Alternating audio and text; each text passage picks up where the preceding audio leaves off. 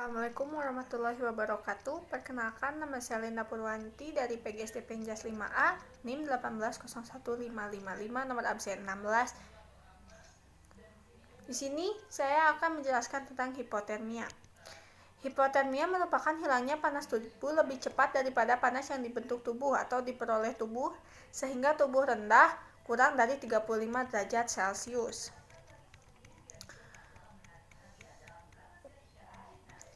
Penyebab hipotermia terjadi ketika panas yang dihasilkan tubuh tidak sebanyak panas yang hilang. Sejumlah kondisi yang berpotensi membuat panas tubuh banyak hilang dan menyebabkan hipotermia, yaitu yang pertama, terlalu lama berada di tempat dingin, lalu mengenakan pakaian yang kurang tebal saat cuaca dingin, terlalu lama mengenakan pakaian basah, dan terlalu lama di dalam air, misalnya akibat kecelakaan kapal.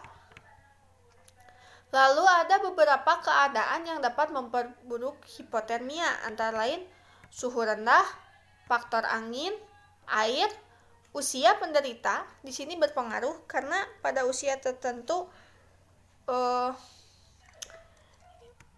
kesehatan penderita, lalu penyakit yang sudah diderita atau cedera yang terjadi. Lalu adanya alkohol atau penyalahgunaan obat dan kekurangan makanan. Lalu ada jenis-jenis hipotermia. Berdasarkan tingkat kecepatan hilangnya panas dalam tubuh, hipotermia dapat dibedakan menjadi, yang pertama ada hipotermia akut atau imersi. Kondisi ini terjadi apabila seseorang kehilangan panas tubuh secara mendadak dan sangat cepat. Contohnya saat seseorang jatuh ke kolam yang sangat dingin dan suhu tubuhnya tidak mendukung gitu. Jadi pada saat seseorang kehilangan panas tubuh secara mendadak dan sangat cepat. Jadi saat tubuh tidak baik atau suhu tubuhnya sedang turun, lalu masuk atau jatuh ke kolam yang sangat dingin, itu akan disebutnya hipotermia akut atau imersi. Lalu yang kedua ada hipotermia akibat kelelahan. Pada kondisi yang terlalu lemah, tubuh tidak mampu menghasilkan panas, sehingga orang tersebut akan jatuh pada kondisi hipotermia. Ini karenanya kelelahan, tubuh tidak mampu menghasilkan panas. Jika lelah, tubuh tidak akan mampu menghasilkan panas gitu ya. Nah, makanya ini disebut hipotermia akibat kelelahan. Lalu hipotermia kronis. Jenis ini terjadi bila panas tubuh menghilang secara perlahan. Kondisi ini umum terjadi pada lansia yang tinggal di ruangan dengan kehangatan yang kurang atau pada tunawisma yang tidur di luar ruangan. Berarti ini terjadi jika pada orang-orang usia lansia ya, lansia. Gejala dan tandanya pada hipotermia sedang yaitu menggigil, rasa melayang, pernapasan cepat, dan nadi melambat, gangguan penglihatan, reaksi manik mata lambat, penurunan respon. Dan pada hipotermia berat, yaitu pernapasan sangat lambat, denyut nadi sangat lambat, tidak ada respon. Bukan penurunan respon, tapi pada yang berat tidak ada respon sama sekali. Manik mata melebar dan tak bereaksi, lalu alat gerak kaku dan tidak menggigil.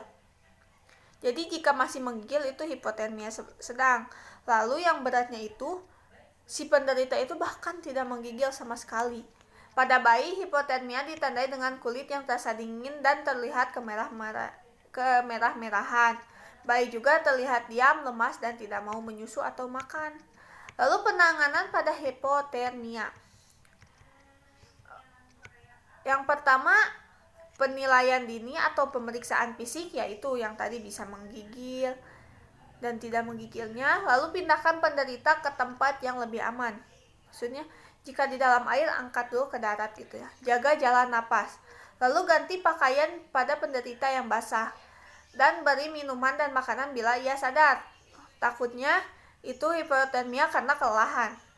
Lalu pantau tanda vital dan rujuk, dan rawat penderita dengan hati-hati dan jaga agar tetap hangat.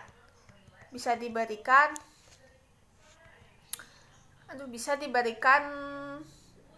baju yang hangat atau selimut atau apa gitu.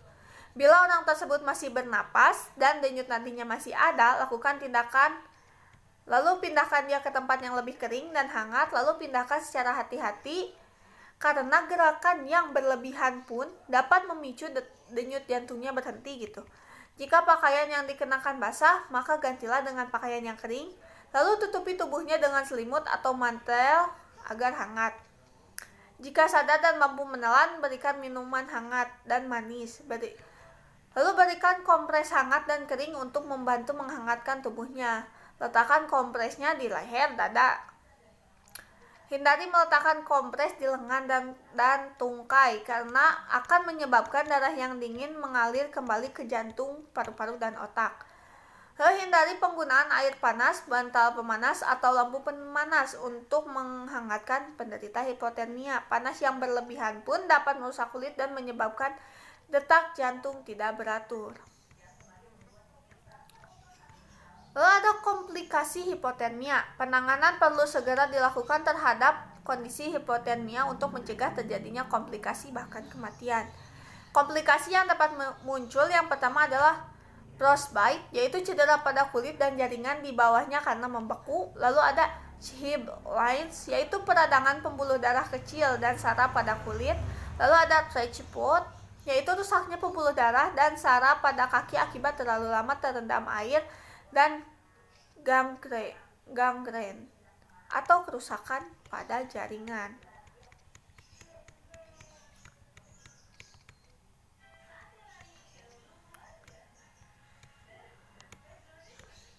Pencegahan pada hipotermia, yang pertama, jagalah tubuh agar tetap kering. Lalu gunakan pakaian sesuai dengan kondisi atau cuaca dan juga kegiatan yang akan dilakukan. Lalu gunakan tambahan seperti topi, syal, sarung tangan, kaos kaki, dan sepatu boot. Lakukan gerakan sederhana untuk melakukan atau menghangatkan tubuh. Hindari minuman yang mengandung alkohol atau kafein. Lalu konsumsilah minuman dan makanan yang hangat. Mungkin itu saja yang bisa saya sampaikan. Mohon maaf apabila ada kekurangan. Wassalamualaikum warahmatullahi wabarakatuh.